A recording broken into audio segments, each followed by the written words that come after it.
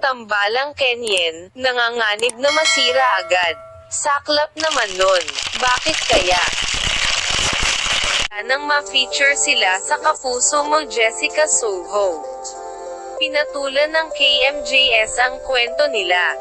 Pinagtagpo ang dating childhood friends at nag-click sa netizen. Nag-viral sa social media ang kwento nila, katunayan ay nagkaroon sila ng maraming supporters.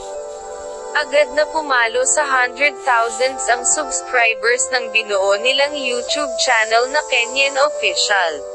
Nagpatuloy ang kanilang pagkikita at pagpapakilig, mapapanood ang kanilang kilig videos sa kanilang YouTube channel.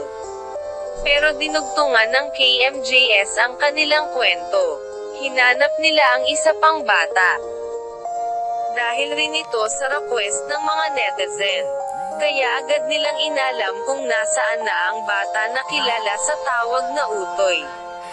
Sinabi ng ibang netizen banta ito sa nabubuong magandang samahan ng Kenyen. Sa pagpapatuloy ng kwento ng Kenyen ay nawala ang pangamba ng mga taga-suporta nila. Ako yung kalaro nila yan doon sa nag-viral na picture. Ang natatandaan ko noon, binigyan ko siya ng pagkain. Yung iabot ko sa kanya, bigla akong ginawit, tapos parang inaasar ko lang siya. Ano pa rin sa inyo? Maganda. Rate ko lang na 70 to 100. Close kami as.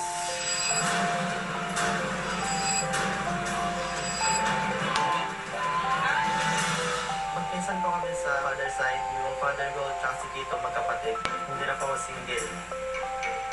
May sing-sing na ako. Sa mga naghahanap sa akin dyan, may magagalit talaga. Hindi naman pala banta o hadlang si Utoy sa nabubuong magandang samahan ng Kenyen. Kung kaya lahat ay masaya at tuloy lang ang pagpapakilig nila. Abang-abang na lang ang mga supporters kung may future nga ba ang kanilang nabubuong magandang samahan.